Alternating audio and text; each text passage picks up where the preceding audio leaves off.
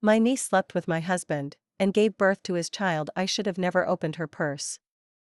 It was a breach of trust, something I never imagined doing to Clara. But when your instincts whisper and your heart races for no reason at all, you start listening to the silence between smiles. She was in the kitchen that morning, humming softly while making tea, barefoot like she used to be at 10 when I'd scold her for it. That hum, it was the same one her mother, my late sister, used to sing when she cooked. I felt my throat close with old grief and new confusion. Clara had moved back in 6 months ago, saying the city was too expensive and she needed some time to reset. I never said no. How could I? I'd raised her when my sister died. I was the one who brushed her hair after nightmares, bought her first bra, held her when she got her first heartbreak. She was my blood. My girl. My almost daughter. So when I saw her handbag wide open on the dining chair, something pulled me toward it, not curiosity. Fear. And inside, tucked behind her wallet, was a single baby photo. A wrinkled one, a bit faded, but fresh enough that it couldn't be older than a year. I held it in my shaking hands, staring at the child's little mouth, arched in that mischievous half-smile I'd kissed on my husband's lips for 40 years. The same crease in the chin, the dimple on the left, the dark curl over the right eye. My stomach sank before my mind caught up. "That's a friend's baby," Clara said casually when she saw me holding it, her eyes narrowing just slightly.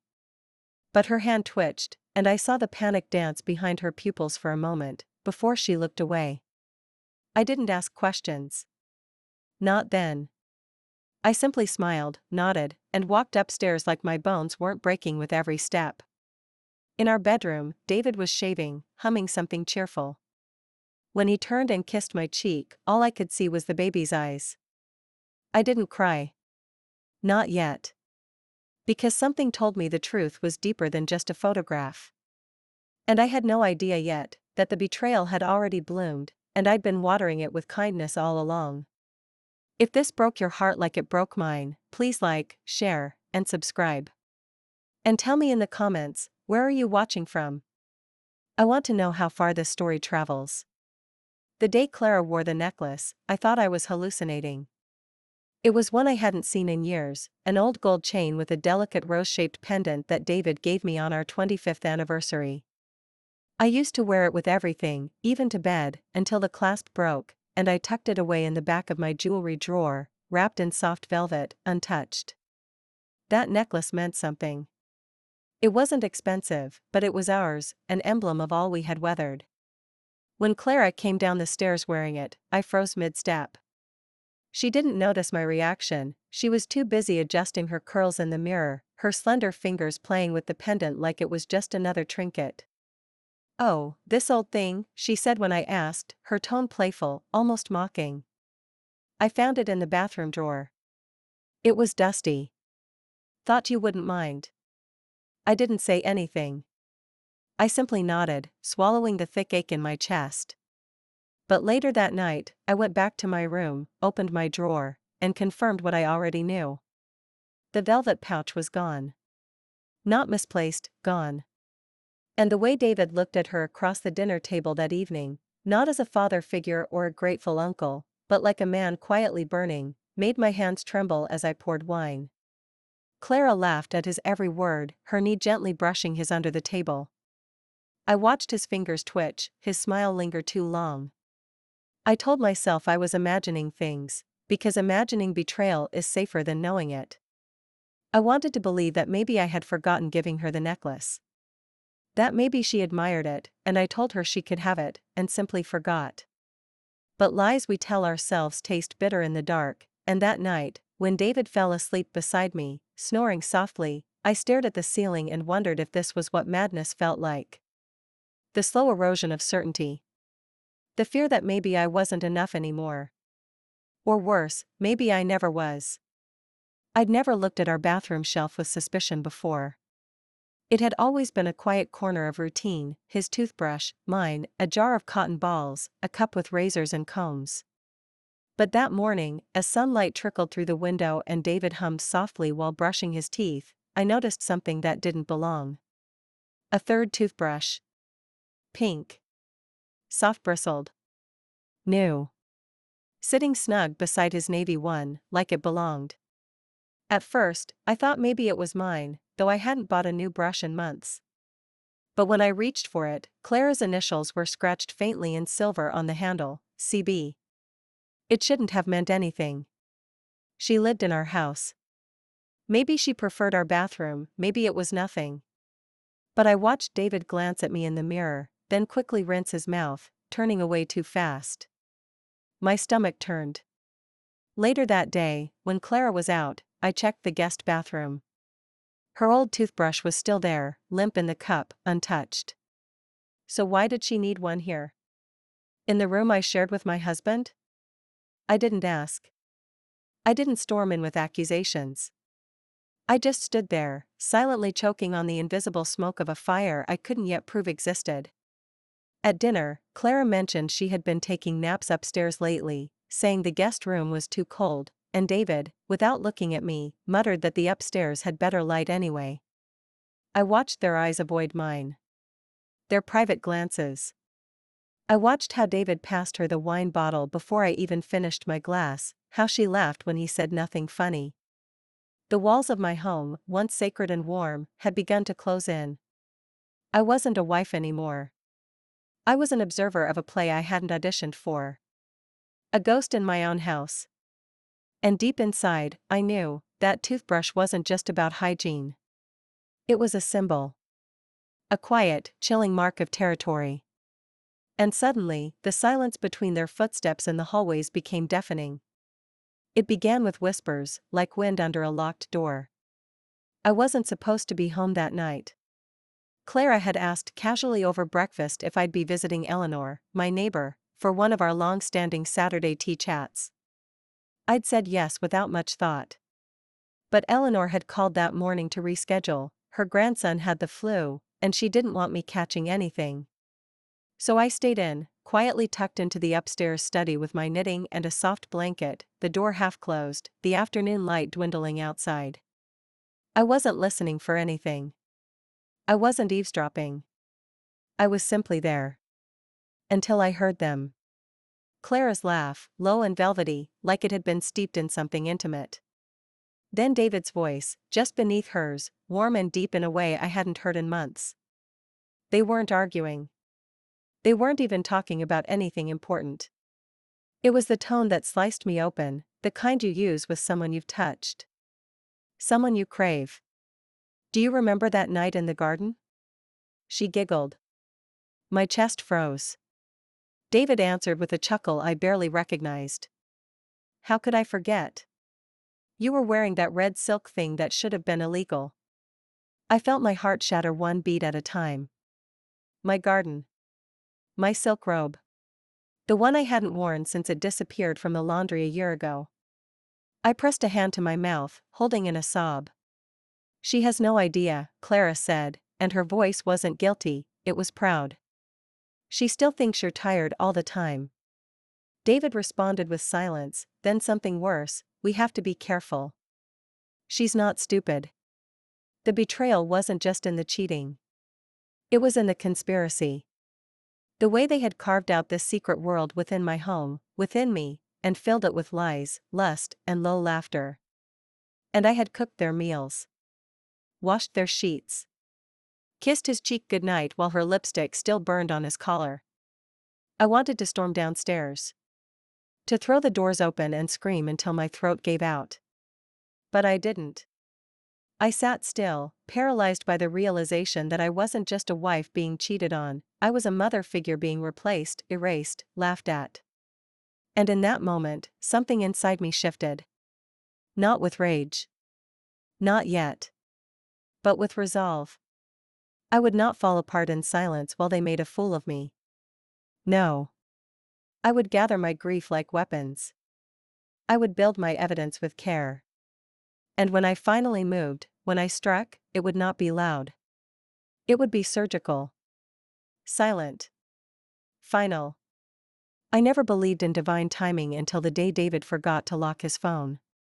He was always careful with it, too careful for a man who had nothing to hide. I used to laugh about it, teasing him when he'd snatch it off the counter if I so much as glanced at it. Trade secrets, he'd joke. You wouldn't understand stocks and spreadsheets. I did. I understood numbers and I understood behavior, and something about the way he started sleeping with the screen turned face down had been gnawing at me for months. That morning, he left in a rush. Clara had taken the car and David was late for his dental appointment. I heard him curse under his breath, grab his coat, and slam the door. 5 minutes later, I went into the kitchen to tidy up breakfast, and there it was. His phone. Buzzing faintly. Abandoned on the table like a mistake. For a moment, I stared at it, hands trembling. I told myself not to pick it up. That if I looked, I'd find something I couldn't unsee. But I also knew, I'd never forgive myself if I didn't. My fingers tapped the screen, half expecting a lock. But it lit up, open. The last text still fresh at the top of the screen. Missed you last night. Smell me on the sheets? The contact name was saved as C. No photo. But I didn't need one. My blood froze. My lungs stopped. And still, I scrolled. Slowly. Carefully. Months of messages. Photos. Jokes. Late-night confessions.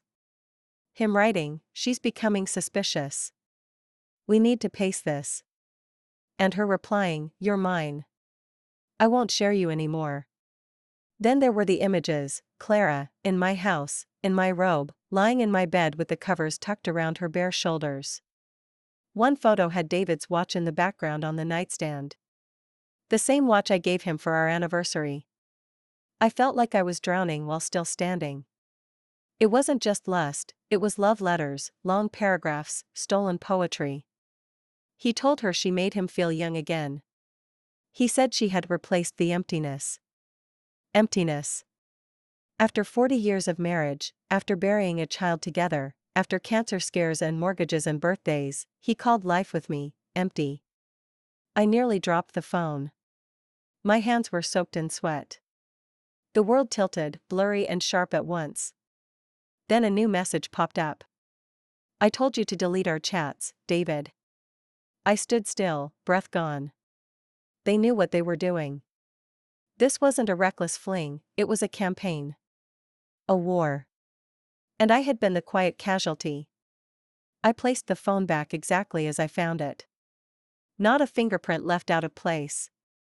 And as I walked upstairs, my knees threatening to buckle, one thought began pounding louder than my pain. If they thought I was weak enough to break, they hadn't met the part of me that survives. It was the rustling sound that caught my attention first, the familiar sweep of satin moving through the hallway, like a ghost from another life. I was upstairs folding laundry when I heard Clara humming to herself again, the same tune she always chose when she thought no one was listening. Something about the way her footsteps lingered outside my bedroom made me pause. I stepped into the hallway just as she turned the corner, and my breath stopped midair. She was wearing my dress. Not just any dress. That dress. The crimson silk one I'd worn to David's retirement gala 3 years ago. The one he said made me look like every man's last sin. I hadn't seen it since the dry cleaners lost it. Or so I'd believed. But there it was, clinging to her youthful body, the hem slightly shorter on her taller frame, the neckline even more daring now with age. Clara didn't flinch when she saw me. In fact, she smiled. A slow, deliberate curl of her lips as she twirled once in the hallway like a showgirl on stage. Found it in the back of your closet, she said lightly, brushing imaginary dust off the shoulder. I figured you wouldn't miss it. I opened my mouth, but no words came.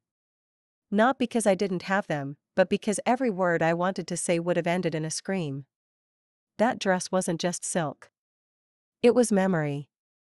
It was the night David touched my lower back and whispered he was proud of me. The night we toasted to building a future together in peace. I stared at her now, parading in it like it belonged to her, like he belonged to her, and I realized something chilling. Clara wasn't just having an affair. She was stealing my life. Bit by bit. Toothbrush. Necklace. dress, husband, home. I watched her strut down the hallway and disappear into the guest room, the silk catching the light like liquid fire. And I stood there in silence, clenching the warm towel in my hand like it could hold me together. That night, I lay in bed next to David, who mumbled something about an early meeting and turned away from me like he always did now. I stared at the ceiling and remembered how it used to feel, his arm draped over me, his breath soft against my neck. I wondered if Clara ever made those little sighs I used to when he kissed my collarbone. I wondered if she wore that dress for him, or if she wore it for me, to make sure I knew. Because she did know. She knew I knew.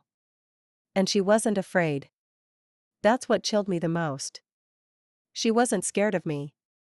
She saw me as weak. As tired. As disposable. But in the soft hours before dawn, I made myself a promise: I wouldn't try to confront her. Not yet. I wouldn't scream. I wouldn't plead. I would gather everything: evidence, resolve, strength, and when the time came, I would take back what she never had the right to touch. And when I was done, she would know: I may have aged, but I am not finished. Death has a cruel way of bringing people together, the bitter irony of gathering not for joy, but for mourning, all dressed in black and pretending to be close.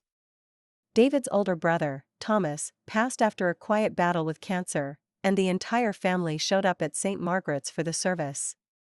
The church pews were packed, and the scent of lilies was thick, almost suffocating. I wore a simple navy dress, one I'd worn at my mother's funeral, a color I thought would help me blend into the background. I didn't want attention. I wanted peace. Clara arrived last, slipping through the chapel doors moments before the service began, wearing a slim black dress with a neckline too low for mourning and heels that clicked like punctuation marks with every step. She sat beside David. Not beside me, beside him. I was 2 rows back, next to Eleanor, who kept squeezing my hand like she could feel the storm stirring inside me. David didn't flinch. He reached for Clara's hand gently, and I watched them hold it between their laps like teenagers stealing touches under the school desk. My stomach turned. I told myself funerals bring comfort, that maybe this was grief. But the intimacy wasn't sorrow, it was ritual. Practiced. Rehearsed. They weren't lost in mourning, they were lost in each other. After the service, as mourners filed outside, I stood near the side garden, pretending to check my phone while watching them from a distance. Clara wrapped her arms around David, burying her face in his chest like a grieving widow, and for a moment, he held her back. I could have excused it. I could have looked away. But then, he kissed her. On the temple first. Then her cheek. And finally, the corner of her mouth. It wasn't a full kiss. Not the kind that would make strangers gasp. But it was real. Intimate. Familiar. A kind of kiss you don't give someone you call your niece. I stood frozen among the hedges, clutching my purse so tightly that the leather creaked. A few people noticed them, of course, but no one said a word. Everyone assumed what they wanted. That she was comforting her uncle, that he was simply grieving, that closeness is acceptable when grief swells. But I knew. I knew that kiss wasn't about Thomas or sorrow or comfort. It was about possession. It was Clara's silent declaration: he's mine now. When David caught my eye across the lawn, he had the audacity to smile. Just a faint, polite smile, as if I were a guest at someone else's funeral. I didn't return it. I couldn't. I turned away before my knees buckled, swallowing a scream that would have shattered stained glass. Later that night, while he undressed in the bathroom, I stared at the suit jacket he'd worn, hanging on the door. I reached into the pocket and pulled out a tissue with Clara's lipstick stain still fresh on the edge. I folded it carefully and placed it in a box in my drawer, next to the necklace, next to the photo, next to the DNA test kit I hadn't yet mailed. My proof was growing. So was the storm inside me. And when it was time, I wouldn't just bury them in truth. I would bury the illusion that I was ever someone they could break without consequence. It started with instinct, That ancient feminine ache you get when the person you love starts to disappear behind locked doors and fabricated smiles. David told me he was going to the hardware store. Clara said she was going to meet a friend for lunch. Two separate errands. Two different stories. But something didn't feel right. I can't explain it, but after you've lived with someone for 40 years, you know the difference between truth and rehearsal. David didn't make eye contact when he left.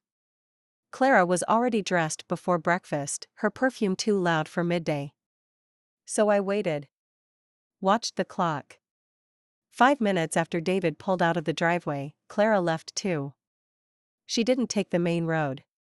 She turned the opposite way, toward the city. And I, still shaking from what I'd seen at the funeral, grabbed my keys, wrapped a scarf around my head, and followed. I stayed 2 cars behind, heart pounding the entire time, praying they'd stop somewhere innocent so I could laugh at myself later. But when Clara turned into the lot of the Hillcrest Inn, one of those quiet, upper-end boutique hotels on the outskirts of town where no one ever asks too many questions, my blood went cold. I parked across the street and waited. I couldn't see her enter the lobby. I didn't need to. I waited in my car, the engine off, watching through the dusty windshield as time passed like wet cement. 13 minutes later, David's car pulled in. My husband of 4 decades stepped out in casual clothes, his favorite leather jacket slung over one shoulder like he was a teenager sneaking off for a date. He glanced around once, not suspiciously, just habitually, and walked into the hotel without a single moment of hesitation. I sat there, jaw locked, staring at the double glass doors that had swallowed them both. And for the first time, I knew I had evidence beyond any emotional doubt. I stayed there for over 2 hours, watching the windows on the 3rd floor, the flicker of light behind curtains, the occasional shadow moving across the room. I wondered if he touched her the way he used to touch me. If she laughed the way I used to when he whispered things that made me feel young again. At some point, it began to rain, lightly at first, then heavier. I didn't move. I let the water tap against the roof of the car like a slow, rhythmic warning, this is real.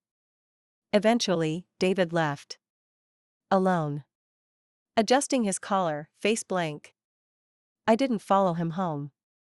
I waited until Clara emerged nearly 30 minutes later, her hair in a loose bun, her blouse wrinkled, lips slightly swollen. She didn't see me. Neither of them ever looked in my direction. I drove home silently, no music, no tears. That night, when David slipped into bed beside me and kissed my cheek like always, I didn't turn away. I let him believe I was still his wife. Still his fool. Because what he didn't know, what neither of them knew, was that I had taken a picture of their cars parked beside each other. That I had written down the room number. That I had quietly begun building my exit, not with screaming, but with strategy. They were playing with fire. But I was the woman who built the matchstick house they lived in. And now, I was collecting gasoline. I didn't go into Clara's room to snoop. At least, that's what I told myself. The truth is, I was already broken open, my dignity bleeding out quietly with every lie they fed me. After seeing them at that hotel, something inside me stopped asking for answers and started taking them. That morning, she left early, chirping something about errands, her tone light and fake as frosting. David was in the backyard pruning the roses he never used to care about until she started praising them. I walked down the hallway slowly, each step echoing like guilt. Her door creaked open without resistance. I stood there, scanning the room I had once designed for her as a girl, same walls, same windows, but now soaked in unfamiliar perfumes and filled with someone I no longer recognized. Everything was immaculate, curated. Makeup lined perfectly, hair tools still warm. But it was the old shoebox under the bed that pulled me in. Dusty. Ordinary. Taped on the sides. I opened it slowly. At first, it was harmless, childhood photos, a few birthday cards I had written her, dried flowers I'd assumed she threw away. Then I found the envelope. Cream-colored. No stamp. Just one word on the front in delicate cursive, David. My hand shook as I slid out the letter inside, the paper thick, expensive, the ink slightly smeared on the edges like it had been read 100 times. I still remember the first time you looked at me like I was a woman and not your niece. I hated myself for loving it. I hated you for letting it happen. But we both know now, it wasn't wrong. It was inevitable. My chest collapsed. I sat on the bed as the words bled into me like acid. She'll never understand you like I do. She gave you duty, but I give you freedom. And when this all breaks apart, don't pretend to mourn her. You and I, we are not a mistake. We are what was missing. I stared at the signature. Just a C, with a heart beside it. My first thought was to burn it. My second was to scream. But what I did instead was fold the letter, slowly, methodically, and slide it into my coat pocket. I didn't take anything else. I didn't rearrange the box. I didn't close the drawer too hard. I left everything exactly where she placed it. Because now, I wasn't gathering pieces of a broken heart. I was collecting weapons. That night, when David asked if I wanted to watch our favorite show together, I smiled. I leaned my head on his shoulder like I used to, feeling his warmth and wondering how many other women had felt it too. He rubbed my arm and whispered, "You've been quiet lately. Everything okay?" I looked up at him, studying the eyes I once loved, and whispered back, "Better than ever." Because revenge isn't just about pain. It's about patience. And I was almost ready. It was supposed to be a normal afternoon, one of those dull, gray days where even the wind felt tired. Clara was out shopping. David claimed he had a meeting in town. I knew better by now. Their lies had stopped being clever and started being lazy. I was alone in the house again, surrounded by silence that had turned from comfort into cruelty. I walked past the guest room, the one Clara insisted on using for privacy, though we all knew she hadn't slept there in weeks, and paused. Something had shifted. I couldn't explain how I knew. Maybe the way the curtains weren't quite closed. Or maybe it was the faint smell of him on the sheets when I'd last passed by. I stepped inside. Everything was too neat, too carefully staged. The pillows fluffed just enough. The bedspread smoothed out like a hotel room. And then I saw it, a tiny glint of black plastic beneath the bookshelf. It could have been anything, a dropped phone charger, a makeup case. But my breath caught the moment I leaned down and realized what it really was. A camera. Small, square, and still blinking. Hidden in a shadowed corner no one would notice unless they were looking for it. I froze, my hand trembling. For a moment I just stared at it, trying to piece together why someone would plant it there, who it was meant for. Then I knew. It wasn't mine. It wasn't for safety. It wasn't to record her. It was to record him. Or perhaps both of them. A private, perverted diary. Proof. Or pleasure. My head swam. My knees nearly buckled. I didn't touch it, I didn't dare. Instead, I took photos with my phone, every angle, every detail. I backed out of the room as if afraid I might catch whatever filth had soaked into the mattress. In the hallway, I braced myself against the wall, breath shallow and heart rattling inside my ribs. That camera had seen things I hadn't. Things I never wanted to imagine. But now, it could also give me what I needed. Solid evidence. Dates. Footage. Intimacy caught in pixels. I wasn't ready to confront them yet, but I knew then that I would no longer play by the rules. Later that night, as I lay in bed with David's arm draped over me, I stared into the dark and whispered silently to the ceiling, "Let them keep filming. Let them keep lying. Because soon, they won't see the trap until they're already caught." The next morning, I mailed the DNA kit. Quietly. Carefully. Using a hair I'd stolen from the baby's blanket and an old shaving razor David had left behind in the travel bag. 2 lives. 1 truth. And when that truth returned, I would hold it like a sword. But I wouldn't strike in anger. No, my revenge would come as gently as a whisper, and it would echo louder than any scream. You don't always remember the moment love begins. But you always remember the first time it betrays you. And sometimes, that betrayal doesn't arrive with slammed doors or lipstick on collars, it starts quietly, buried in years of trust, a tiny crack in the foundation you were too in love to notice. I was folding laundry in the sunroom when a memory returned like a ghost breathing down my neck. It was from years ago, decades, really, before Clara ever entered our lives, before grief carved its shape into our marriage. We were young then, David and I. We had just moved into our second house, a charming little brick place with ivy crawling up the sides and a backyard full of daisies. I was unpacking boxes when I found a velvet box tucked behind David's ties in his drawer.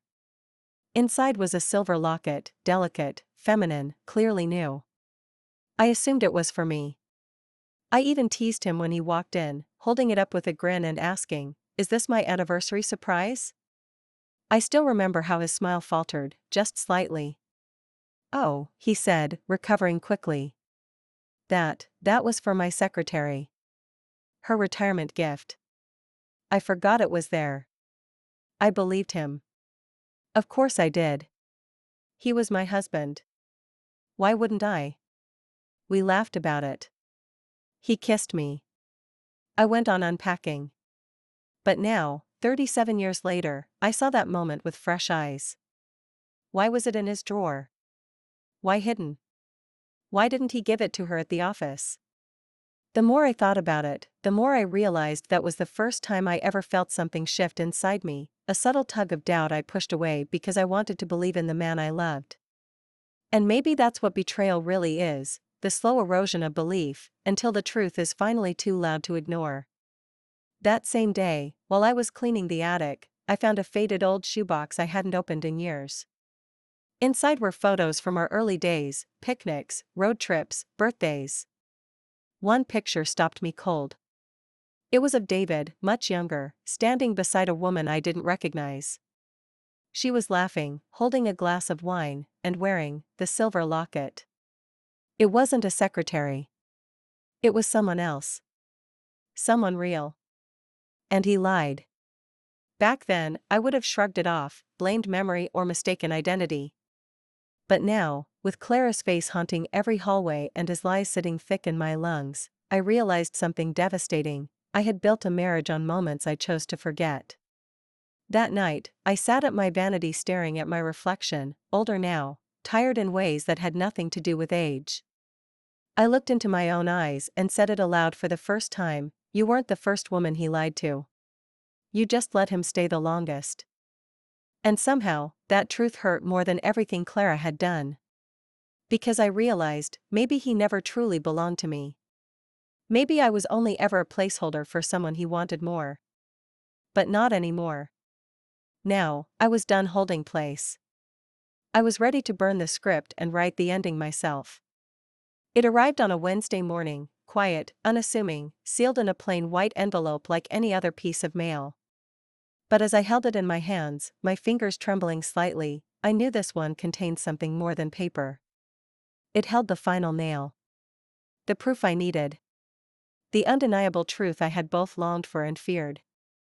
I waited until I was alone, locking the door to my bedroom and drawing the curtains shut like I was preparing for a funeral. In a way, I was. Not for someone's life, but for everything I once believed mine was built upon. The envelope was addressed to me. Inside was a thin folder, a single-page results summary, and a small card confirming my identity. I sat down at my vanity, heart pounding against my ribs, and began to read. At the top, paternity test results, David William Bennett and child's name redacted. And beneath it, like a cold dagger pressed to my chest, probability of paternity, 9,987%. I stared at that number until the room began to sway. My vision blurred. My throat tightened. I pressed the paper to my lap and closed my eyes, trying to remember how to breathe. I had known. I had known. But knowing in your bones is not the same as having it spelled out in hard science. Numbers don't lie. People do. And David, the man who once swore I was his entire world, had planted a child with the girl I raised like a daughter. A baby he cradled in his arms with fake grandfatherly pride while pretending to love me. I thought of the way Clara looked at that baby, possessive, almost smug. She didn't hide it. Not anymore. She'd stopped pretending months ago. Now I understood why. She didn't think she was stealing my husband. She thought she was claiming what was hers. I held the paper in my hand and looked in the mirror. My eyes were swollen, not from crying, but from restraint. I hadn't screamed yet. I hadn't broken anything. But my soul was splintered, bleeding in invisible places. I picked up the locket I once wore, silver, old, slightly tarnished. I stared at it for a moment before placing the DNA result inside, folding it gently and locking it shut. A symbolic burial. I wasn't going to confront them yet. No. I had waited this long. I could wait a little longer. But something inside me shifted in that moment, a quiet death followed by a new kind of birth. Not of love. Not of forgiveness. But of precision. Planning. Power. I slipped the locket into my coat pocket and made my way downstairs, where David sat reading the newspaper like nothing had happened, like our lives weren't a smoldering wreck beneath polished smiles. Clara was in the kitchen, singing softly to the baby, calling her sweetheart, angel, daddy's girl. I stood there, invisible between the two of them, and smiled. Because they still believed I was broken. They had no idea, I was just beginning. I always thought betrayal would come in screams, in doors slammed, clothes burned, voices echoing down long hallways. But the worst betrayals? They come dressed in silence. They come with polished smiles and soft footsteps. And sometimes, they come printed on expensive paper and notarized with your forged signature. It was late afternoon when I found the folder. I had been looking for an old recipe book in the filing cabinet David insisted we never needed anymore. Everything's digital now, he'd said with a wink, tossing his side of the office into disarray and leaving mine untouched. I was kneeling near the bottom drawer when I noticed a new folder tucked behind the tax files, thin, cream-colored, marked simply Estate. My heart slowed. My hands, suddenly clammy, reached for it carefully, as if it might explode. Inside were legal documents, recent ones. My name. My property. My accounts. And a fresh amendment, stamped by a lawyer I didn't recognize, dated just 3 weeks ago.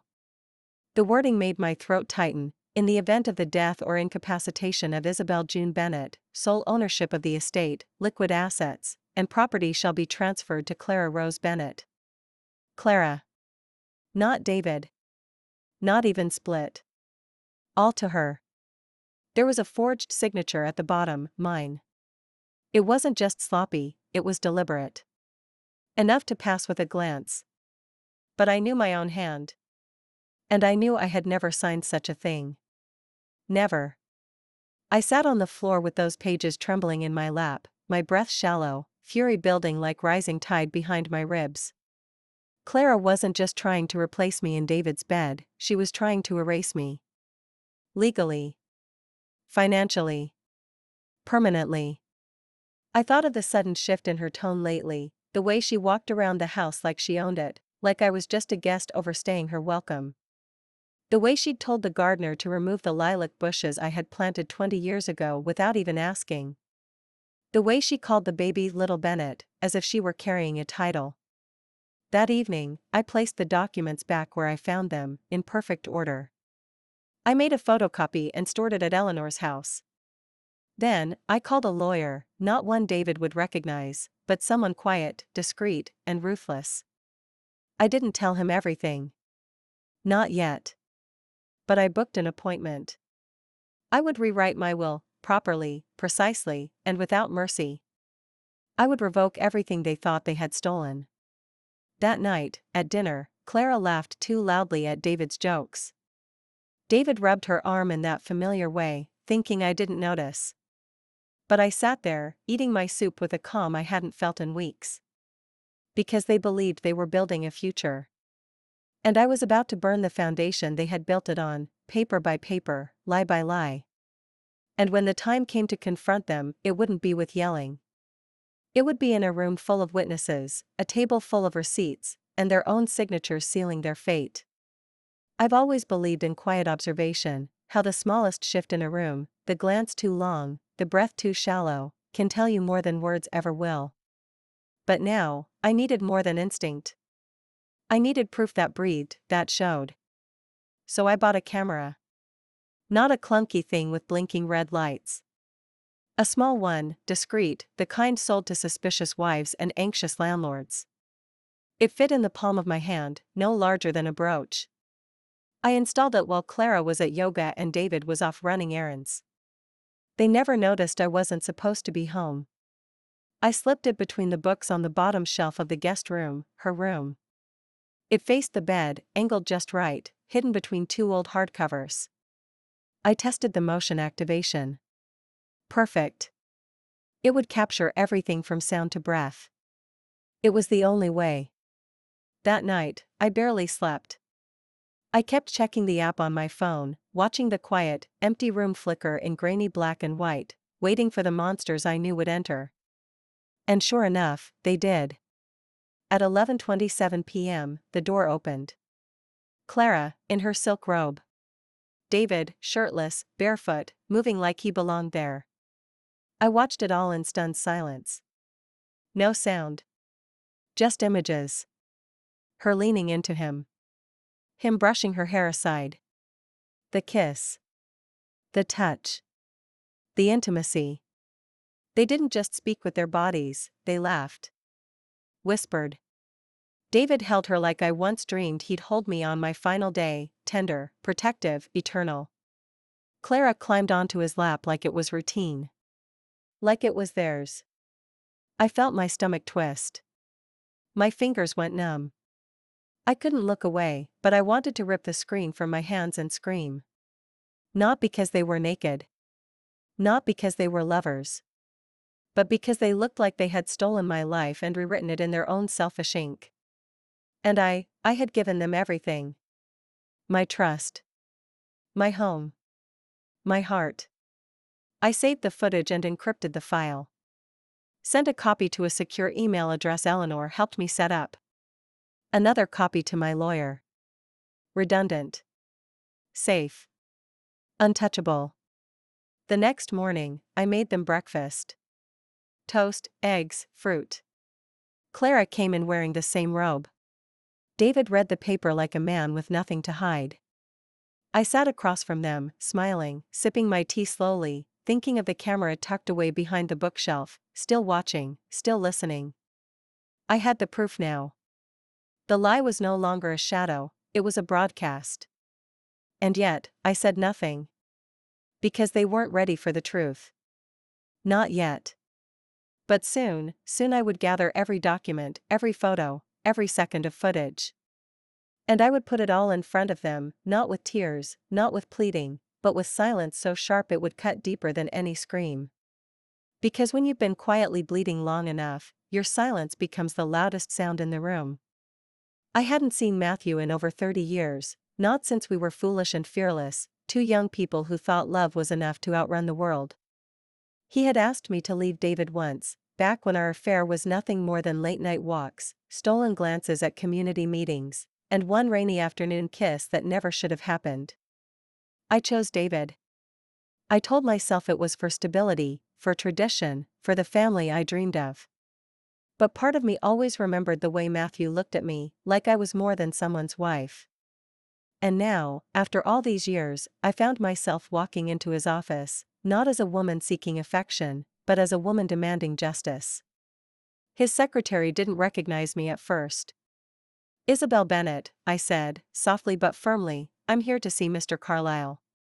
The door opened barely 5 minutes later. He looked the same. Silver-haired, yes, and perhaps a bit broader in the shoulders, but those eyes, those kind eyes had not aged a day. "Izzy," he said, using the name only he ever used. "Is it really you?" I nodded, and for a moment, the air between us was thick with everything we hadn't said. He offered tea. I declined. I didn't come here for comfort. I came to win. I handed him the folder, documents, DNA results, copies of the fake will, stills from the video footage. I spoke calmly, detailing everything from the first lipstick-stained tissue to the child with my husband's smile. His expression changed with each new piece of evidence. At first, disbelief. Then anger. Then something else, respect. When I finished, he leaned back in his chair and folded his hands. Izzy, he said quietly, you don't just want a divorce. You want to bury them. I didn't answer right away. I looked out the window, where the city buzzed below us, people moving on with lives not fractured by betrayal. No, I finally said. I don't want to bury them. I want them to feel the slow, rotting weight of what they did. I want to take back everything. Not for revenge, for me. Matthew nodded. He understood. He always did. We'll rewrite your will immediately, he said. We'll secure your assets, record your statement, and if you want, this can go public. I know reporters.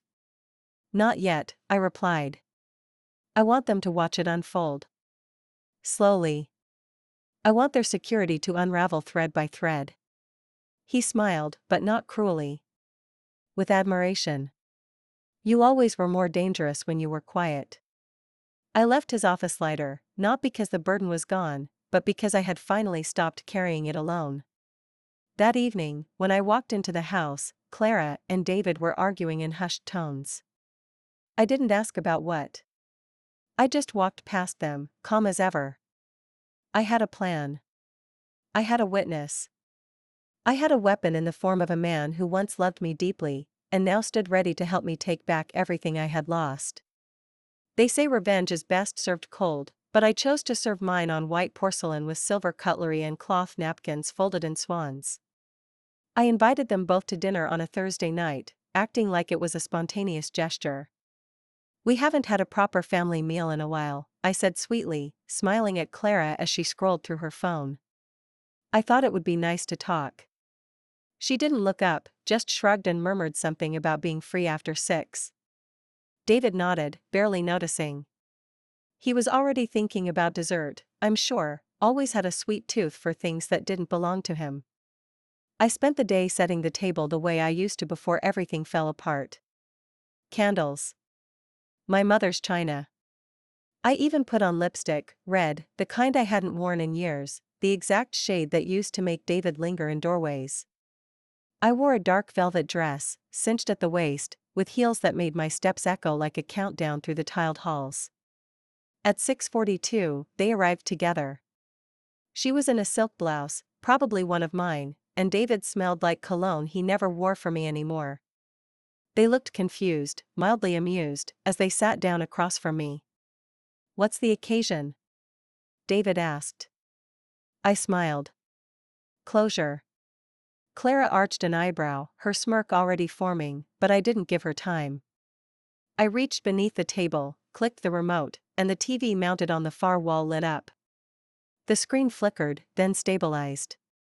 The video began to play. It was grainy, black and white, but unmistakable. The guest room. Clara, straddling David. His hands on her waist. Her whispering something in his ear. His laughter. Then a kiss. Then more. They froze. The room, once filled with the scent of roasted duck and lemon thyme, turned electric with silence. David's fork clattered to his plate. Clara's lips parted slightly, but no words came. I watched them as they watched themselves, two lovers caught in the act, no longer ghosts. Just liars. Just flesh. I sent copies to my lawyer, I said softly, cutting my meat like this was any other night. And to a journalist I know. Nothing's been published yet, but they're waiting. David's face had gone white, his knuckles gripping the table's edge. Clara stared at the screen, blinking rapidly, like she could erase it with denial. This is illegal, she stammered. You can't just, I can, I said. Because it's my house. My room. My life. I stood, placing the remote down, and turned off the video. But this isn't a threat. It's a warning. You don't own this home. You don't own my husband. And as of next week, you won't see a cent of this estate. David tried to speak, but I raised a hand. Eat your dinner, I said quietly. You'll need the strength for what's coming. Then I left them there, surrounded by silver and shame, the scent of rosemary rising in the air like smoke from a funeral pyre. It was a Sunday afternoon when I invited them all, every family member who still looked me in the eye, every neighbor who had whispered over hedges, every friend who had stopped asking how I was because they already knew something was wrong. I called it a small gathering, a light lunch to celebrate the changing seasons. People arrived with smiles and pie dishes, bottles of wine and warm hugs. The house smelled like baked apples and rosemary, the kind of scent that makes people feel safe. Clara dressed in pastels, pretending to be the perfect hostess, flitting from room to room like the lady of the manor. David poured wine like nothing had happened. But I had already rewritten the ending. I waited until everyone had settled into the living room, laughter echoing off the walls like the old days, before deceit nested in the corners. Then I stood up and cleared my throat, tapping a spoon against my glass. I want to thank you all for coming, I began, my voice calm but carrying weight. It's been a difficult few months, and I think some truths are best faced together. The chatter quieted. I turned to Eleanor, who sat by the TV stand, and gave her a small nod. She pressed play. The screen came to life. It was the same footage, grainy, intimate, damning. At first, a few people squinted, unsure of what they were seeing. Then came the audible gasps. My niece. My husband. Entwined on a bed that wasn't theirs. My bed. Someone dropped a glass. Clara sprang to her feet, rushing to the remote. Turn it off, she shrieked. This is a violation. This is sick. But the remote was in Eleanor's lap, and Eleanor did not move. David stood there stunned, lips parted, eyes darting around the room like a man caught naked in church. No one spoke for several seconds. The silence was louder than the video itself. Then came the murmurs. A woman near the window said, "My God, is that Clara?" Another, a cousin I hadn't seen in years, whispered, "Isabel, you poor thing." I stepped forward, voice clear and steady. For those of you who've wondered why I've changed, why I've grown quiet, this is why. The man I married betrayed me. The girl I raised as my own stole not just my trust, but my name, my home, my dignity. Clara turned red, then pale, then red again. You're insane, she hissed. You're a bitter, lonely old, enough, I said, and the word cracked like thunder. The documents have been signed. The will has been rewritten. The footage has been copied and stored. There will be consequences, legal and personal. This wasn't about exposing you to shame. It was about reminding you I'm still here. David looked like he might faint. Clara ran out of the room, and no one followed her. Not one person. David opened his mouth to speak, but the room had already moved on from him. I turned off the screen and sat back down in my chair, crossing my legs like a woman who had finally exhaled after months underwater. And just like that, I wasn't the victim anymore. I was the one holding the room in silence. After the explosion, there was silence. Not the kind that follows a storm, but the kind that settles over a battlefield once the soldiers have stopped moving. Clara hadn't returned home since the gathering.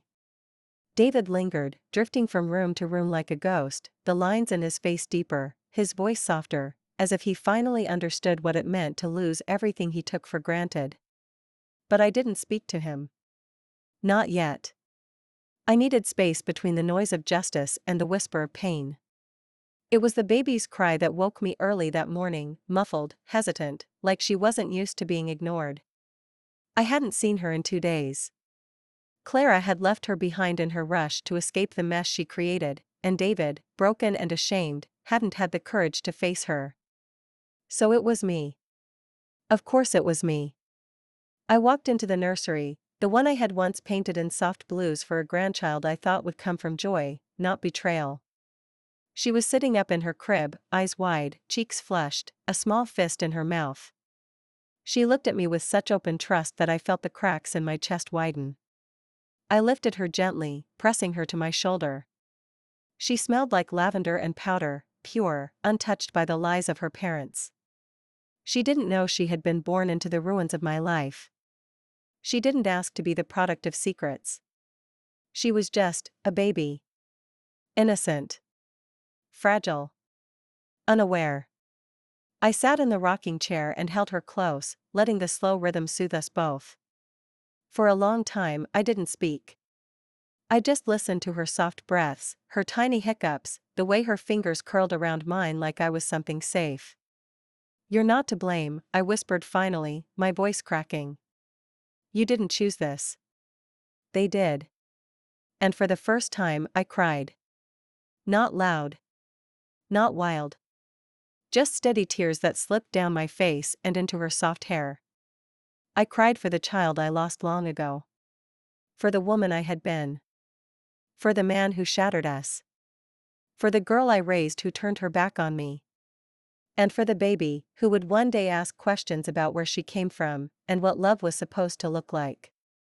I didn't know if I could love her the way I once imagined. But I knew I didn't hate her. And maybe that was a beginning. Later, I packed a small bag.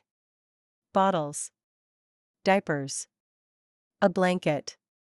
I wrote a note and left it on the crib. "She is safe. Federal loved. But she deserves more than secrets. Be better." I handed the baby to Eleanor, who had agreed to care for her while the courts handled the rest. As I watched her drive away with the child I had once feared, I felt something I hadn't in months: relief. Not because it was over.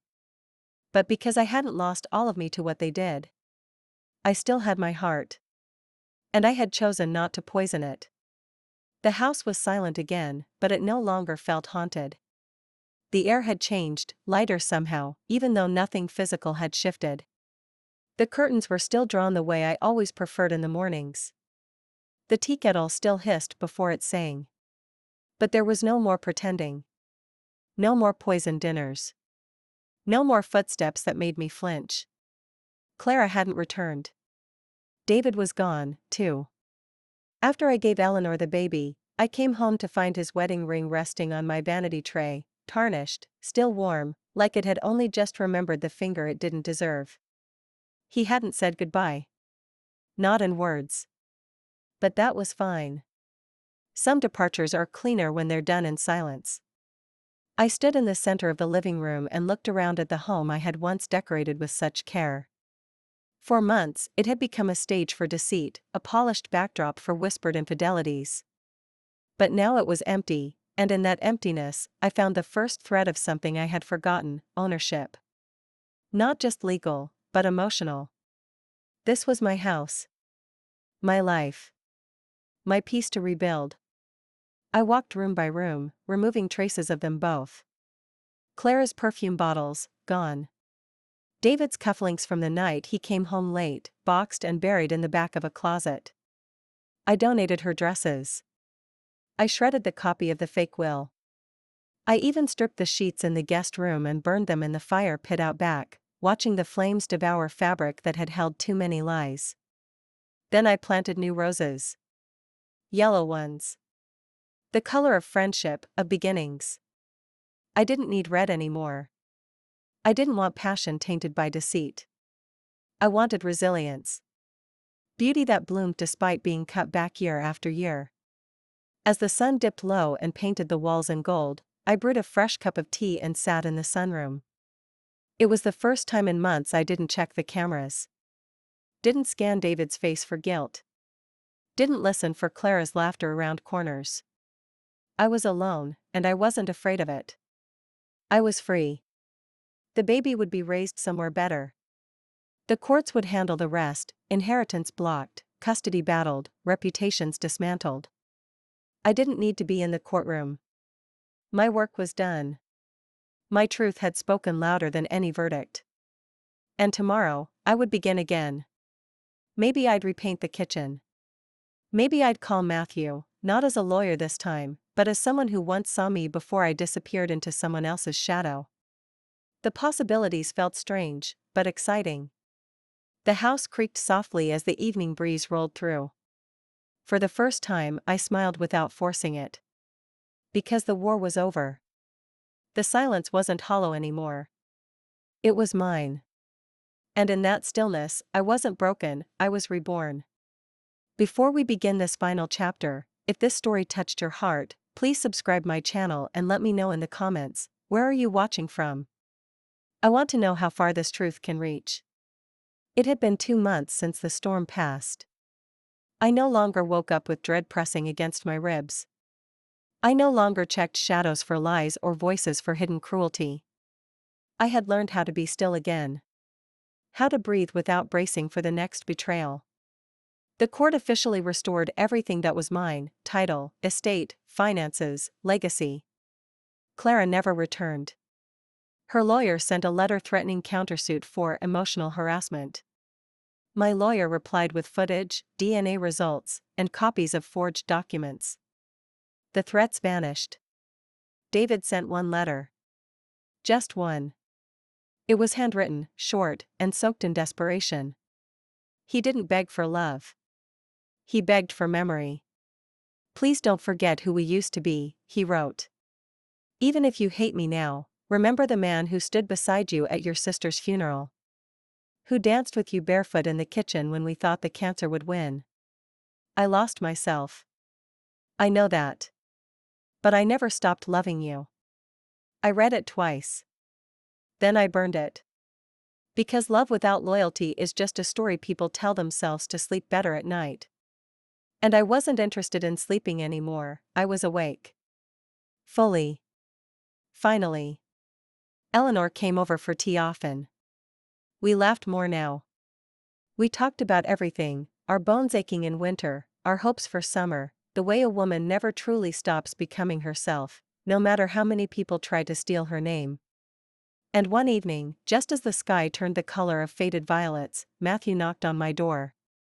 Not in a suit. Not with paperwork. Just a bottle of wine and that same familiar smile from 30 years ago. You've changed, he said, handing me a glass. Stronger. No, I replied. I just finally came home to myself. We sat in the sunroom, sipping quietly, listening to the wind slide through the garden. I didn't know what would come next. I didn't need to.